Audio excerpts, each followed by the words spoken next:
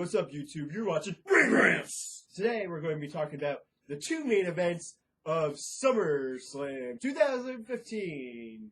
Now, the two matches are going to be the Undertaker versus Brock Lesnar.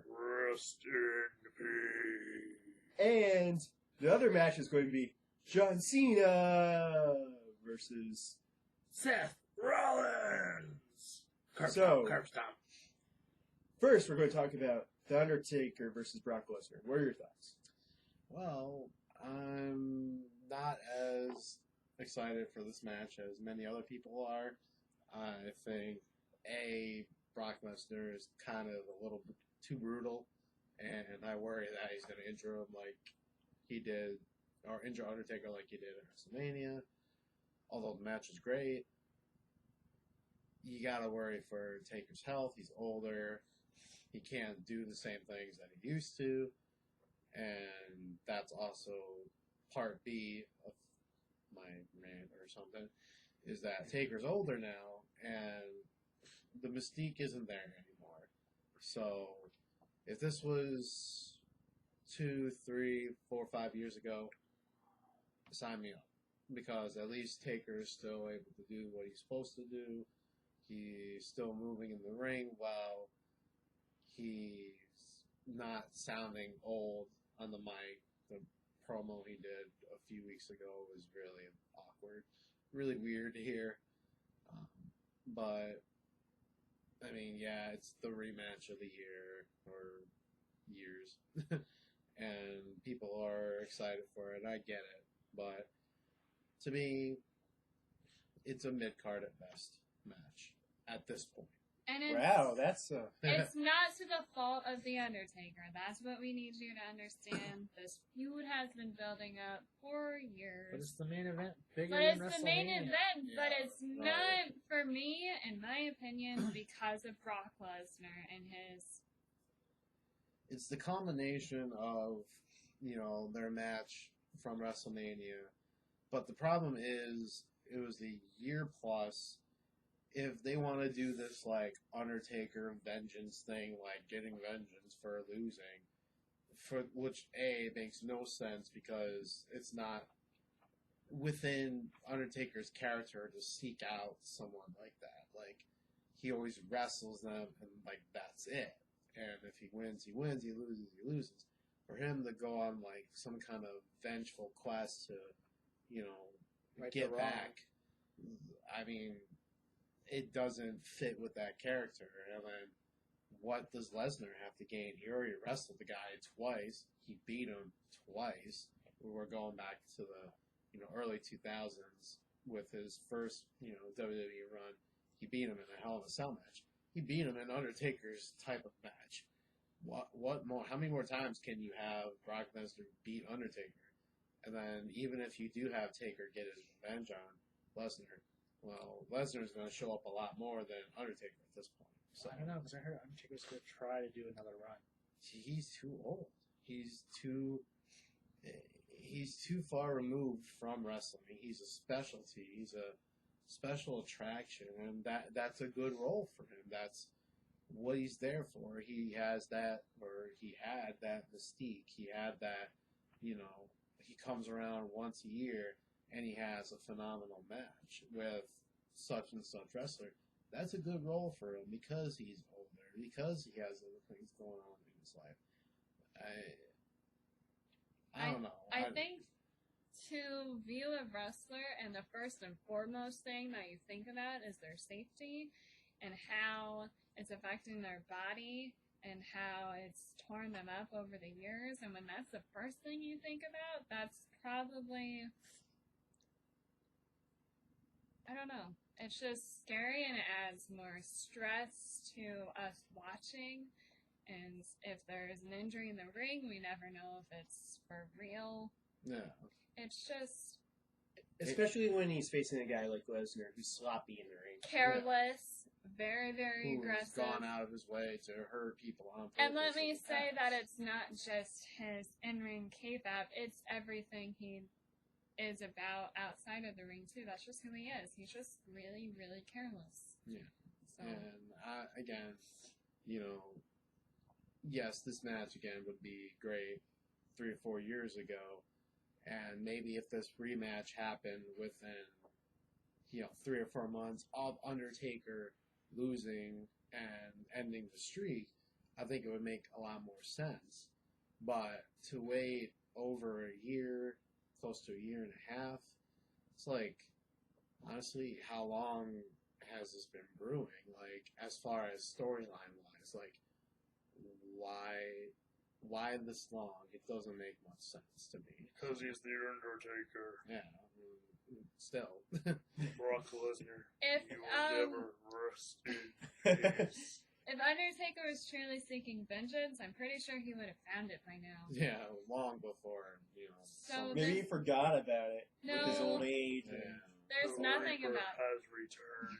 yeah, Brock Lesnar, you will see the gates of hell. I wrestled in this slow match. Anyways. So is there a Suplex City in hell? Anyways, beside the point, how do we call this match, Alex?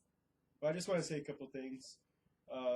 First, that's a really bold statement for you to call it a mid-card. I don't know many people would call this a mid-card match, but if you think about it, it's a big guy who throws people around, who's careless, and then yes, Brock Lesnar is a draw in his own sense, but if you're looking at it from wrestling standpoint, and to me how poorly it was put together, you get that kind of quality from your lower to mid card matches. Stuff just kind of scrapped on, put together out of nowhere, and then having either no build or a build supposedly for the last year or so. Like, it's been much of an yeah, it afterthought. doesn't make much sense. Because, yes, the first 3 or 4 months, Lesnar and Heyman were rubbing in everyone's faces that he beat Taker's streak. That's when you capitalize on it, when he's still getting that heat. After he won the title, after he dominated Cena, and after he dominated and didn't show up for all those months, Yeah. People didn't forget about the loss, but it wasn't on their mind. Now he's pretty much almost like a face, almost. And Taker is coming off more of a heel, and to me that doesn't make sense. So, Yeah, I will agree that it has lost its luster. I mean, The Undertaker is no doubt a legend, but at the same time, he's pretty much done everything, and, I mean, yeah, it's amazing to see him, but he's 50 now, and, I mean, how much longer can he go? Yeah. And I would have loved to see him go up against a guy like Sting or something. It could still happen.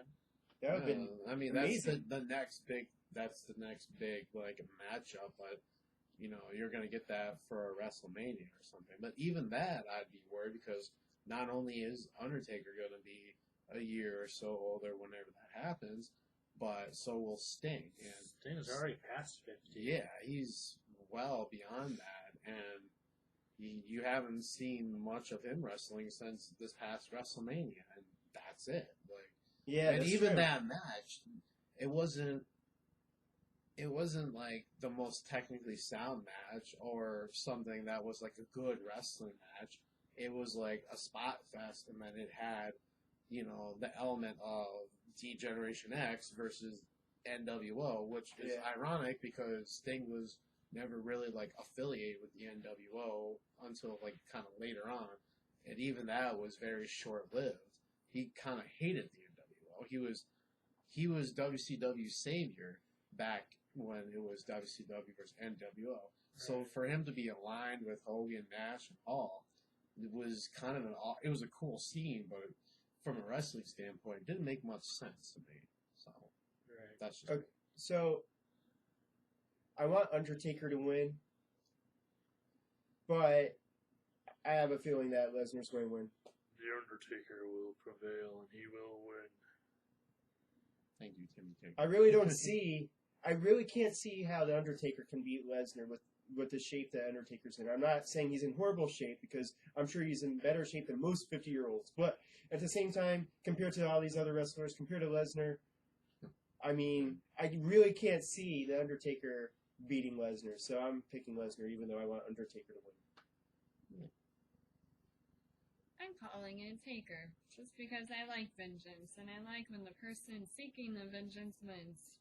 The true resurrection of the dead man. I think it would be Undertaker because it's, again, the build and the payoff is Undertaker gets his revenge and rights the wrong or whatever kind of, catchphrase you want to use for it. But